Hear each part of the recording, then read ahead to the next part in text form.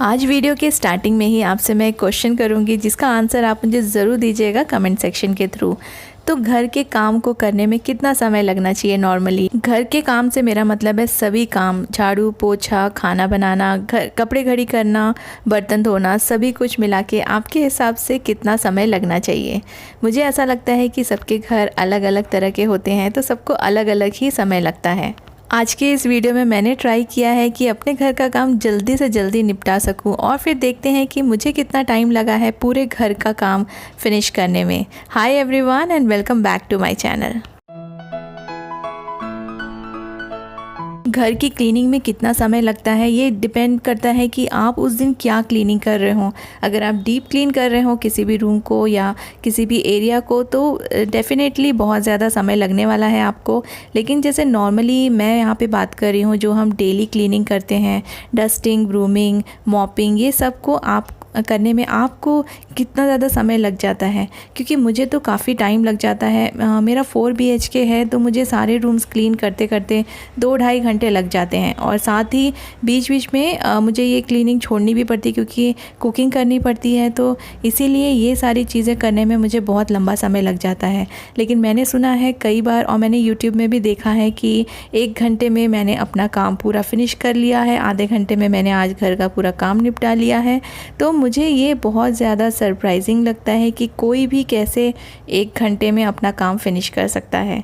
तो इसीलिए आज मैं आपसे क्वेश्चन कर रही हूँ कि क्या आप भी अपने घर का काम सिर्फ 1 घंटे में फ़िनिश कर सकते हैं या आधे घंटे में फ़िनिश कर सकते हैं? अगर कर सकते हैं तो मुझे ज़रूर बताइएगा और मुझे एडवाइस भी दीजिएगा कि क्या पॉइंट्स है जिसको फॉलो करके आप सिर्फ 1 घंटे में अपना काम फिनिश कर सकते हैं। क्योंकि मुझे टेक्निकली बहुत ज़्यादा टाइम लगता है और 2.5 आवर्स मुझे लग जाते हैं घर को क्लीन करने में। तो इसीलिए शायद ये वाले पॉइंट्स भी मैटर करते हैं कि आपके रूम्स कितने बड़े हैं और आपने कितना सारा सामान रखा हुआ है जिसको उठा कर पोंछने में ही आपका बहुत ज़्यादा समय लग जाता है। क्योंकि जो हम डेकोर पीस रखते हैं उसको एक एक चीज़ को उठा के डस्टिंग करना, उसमें भी बहुत टाइम चला जाता है।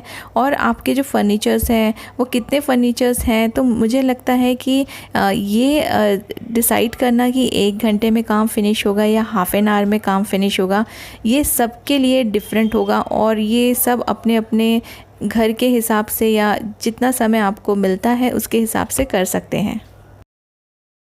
सीज़न चाहे कोई भी हो, sweating is very much normal. Body में हो या इंटीमेट एरियाज़ में, इम्पॉर्टेंट है हाइजीन कैसे मेंटेन करें। बॉडी को हम पैम्पर करते रहते हैं अलग अलग हाइजीन मेथड से, बट इंटीमेट एरियाज़ का हाइजीन मेंटेन करना बहुत ज़्यादा इम्पॉर्टेंट होता है। हाइजीन मेंटेन नहीं करने से इचिंग, ईस्ट इन्फेक्शन या फिर इन्फ्लेमेशन जैसी प्रॉब्लम्स हो सकती है। बहुत सारे लोग नहीं जानते कि इंटीमेट एरियाज़ पर आने वाले स्वेट के लिए एपोक्राइन ग्लैंड रिस्पॉन्सिबल होते हैं और बाकी बॉडी पार्ट्स के लिए डिफरेंट ग्लैंड रिस्पॉन्सिबल होते हैं, जैसे कि एक्रिन ग्लैंड्स। फीमेल्स में एपोक्राइन ग्लैंड जेनिटल एरियाज़ में प्रोटीन रिलीज़ करता है और बैक्टीरिया उस प्रोटीन को ब्रेक करता है और उस कारण से बैड स्मेल रिलीज़ होती है और इन्फेक्शंस के डर होते हैं। तो इन सभी इन्फेक्शन से बचने के लिए प्रॉपर इंटीमेट हाइजीन रखना बहुत ज़्यादा इंपॉर्टेंट है। Everteen natural intimate wash is the solution for maintaining intimate hygiene in a regular basis. Just wash intimate area with Everteen natural intimate wash. Wash thoroughly with water and dry with a clean towel. Always wear cotton underwear and wash new underwear before using. अगर आप एवर्टीन का natural intimate wash daily use करेंगे तो आप किसी भी तरह के इन्फेक्शन से हमेशा प्रोटेक्टेड रहेंगे। यूज़ कीजिए एवर्टीन नेचुरल इंटीमेट वॉश रोज़ाना प्रॉपर हाइजीन मेंटेन करने के लिए। इसके सभी बाइंग लिंक्स आपको वीडियो के डिस्क्रिप्शन में मिल जाएंगे। आज मेरे घर में मैंने झाड़ू नहीं लगाई है क्योंकि काफ़ी क्लीन था घर, तो मैं सिर्फ आज डस्टिंग करूँगी। जितने भी मेरे फर्नीचर्स हैं और जो भी डेकोर पीस है सबको मैं आज उठा के सब क्लीन करने वाली हूँ। और ये डस्टिंग, जैसे कि मैंने बोला, हर एक पीस को उठा के क्लीन करना ये डेली करना पॉसिबल नहीं है। लेकिन फर्नीचर्स मैं डेली क्लीन करती हूँ, जैसे कि डाइनिंग टेबल हो गया या फिर सोफ़े हो गए, इनको मैं डस्टिंग और वाइपिंग रोज़ करती हूँ मॉपिंग करने के पहले। और जो चेयर्स हैं इन सबको भी मैं डस्टिंग करती हूँ, सोफ़े को मैं बराबर से क्लीन करती हूँ। तो ये सारी चीज़ें मेरी डेली रूटीन में हैं और इनको करके ही मैं फिर मॉपिंग करती हूँ।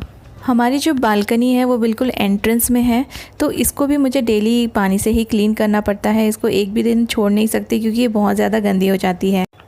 तो मेरा क्लीनिंग सीक्वेंस थोड़ा सा चेंज होता रहता है डेली, क्योंकि कभी मैं बेडरूम को पहले क्लीन कर लेती हूँ, तो कभी मैं ड्राइंग रूम को पहले क्लीन कर लेती हूँ। आज मैंने लिविंग रूम को पहले कर लिया है और बालकनी वगैरह सब क्लीन करने के बाद मैं अपना मास्टर बेडरूम को क्लीन करूँगी। क्लीनिंग मतलब इसमें कैसा है कि बेडशीट तो डेली चेंज नहीं करते हैं कोई भी, तो ये मेरी बेडशीट साफ़ ही है, तो बस इसको मैं अच्छे से डस्टिंग कर दूंगी और इसको अच्छे से लगा दूंगी और सारी पिलोज़ और कुशन्स जितने भी हैं मैं अच्छे से रख दूंगी। बहुत ज़्यादा पिलोज़ और कुशन्स हम लोग यूज़ नहीं करते हैं क्योंकि उससे जो बेड रहता है वो बहुत ज़्यादा क्लटर्ड लगता है और फिर सोने के टाइम पर ना ये सारे कुशन्स हटाने पड़ते हैं और इनको फिर रखने के लिए एक अलग से जगह बनाओ, तो इसलिए हम लोग बहुत ज़्यादा कुशन्स और पिलोज़ नहीं यूज़ करते हैं अपने बेड पे। जितनी रिक्वायरमेंट है बस उतना ही यूज़ करते हैं। सबसे ज़्यादा चैलेंजिंग और टाइम कंज्यूमिंग है मेरी बेटी का रूम क्लीन करना।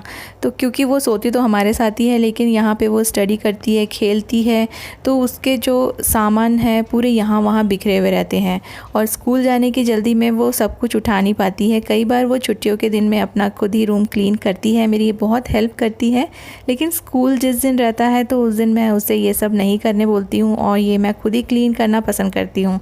तो बस उसका जो सामान है वो उठाते उठाते और उसका रूम क्लीन करते करते यहाँ पे मेरा बहुत ज़्यादा टाइम कंज्यूम हो जाता है। तो क्योंकि बेडशीट भी फिर उसको क्यों कचरा भी बहुत करते हैं बच्चे, कभी पेंसिल शार्प करते हैं तो बेड पे ही कर देते हैं और इस तरह से ना जो बेड रहता है वो बहुत ज़्यादा डस्टी हो जाता है, उसमें बहुत कचरा आ जाता है। तो ये सारी चीज़ें क्लीन करते करते मुझे बहुत ज़्यादा टाइम लगता है। और इस रूम में हम अपने कई सारे कपड़े हैंग करके रखते हैं, टॉवल्स एंड जो भी पहनने के कपड़े हैं जो एक दो बार पहना है उसको हम हैंग करके रखते हैं, जो प्रेस करने के कपड़े हैं वो यहीं रखते हैं। तो इसलिए भी ये वाला रूम थोड़ा सा ज़्यादा मैसी हो जाता है और इसके लिए ज़्यादा समय लगता है इस रूम को क्लीन करने के लिए। तो बस मैंने बेडशीट को अच्छे से झटक दिया है, सारा डस्ट निकल गया है और क्योंकि अभी एक दो दिन पहले ही मैंने बेडशीट चेंज की थी इसलिए मैं आज बेडशीट चेंज नहीं कर रही हूँ किसी भी रूम की। तो ये बस मैंने इसको ठीक कर दिया है और ये वाला रूम भी अब मेरा क्लीन हो गया है। बेड को डेली क्लीन करना, उसको अच्छे से डस्टिंग करना बहुत इंपॉर्टेंट है।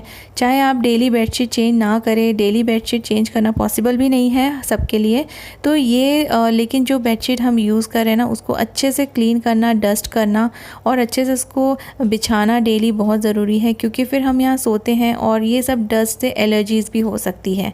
इसलिए बेड क्लीन करना अगर बहुत ज़्यादा इम्पॉर्टेंट है और हमारा घर फिर बहुत अच्छे से क्लीन लगता है। मैं अपने बर्तन रात को ही डिशवॉशर में डाल देती हूँ, लेकिन क्योंकि मेरी जो हेल्पर है अभी वो नहीं आ रही है तो अभी काफ़ी ज़्यादा बर्तन निकल रहे हैं, तो इसलिए आज मैंने सेकंड टाइम अपना डिशवॉशर स्टार्ट किया है। क्योंकि मेरे यहाँ पे यूटिलिटी एरिया नहीं है, इसीलिए जब भी मैं डिशवॉशर में बर्तन लगाती हूँ तो काफ़ी सारा पानी वहाँ पे गिर जाता है।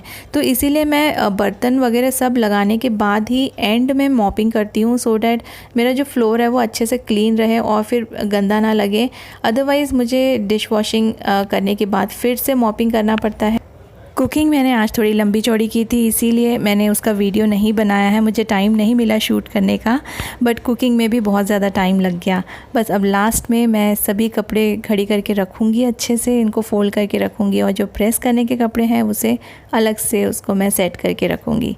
तो ये है मेरा डेली रूटीन और मुझे ऐसा लगता है कि 1 घंटे में घर के सभी काम करना पॉसिबल नहीं है किसी के लिए भी, चाहे वो आपका घर कितना भी छोटा हो या बड़ा हो, 1 घंटे में कोई भी काम फिनिश नहीं हो सकता है। I really hope you enjoyed watching this video, और जो भी आपके पॉइंट्स हैं और जो भी आप मुझे सजेशन देना चाहते हैं आप ज़रूर कमेंट सेक्शन में लिखिएगा और मैं ज़रूर फॉलो करूँगी। Thank you so much for watching.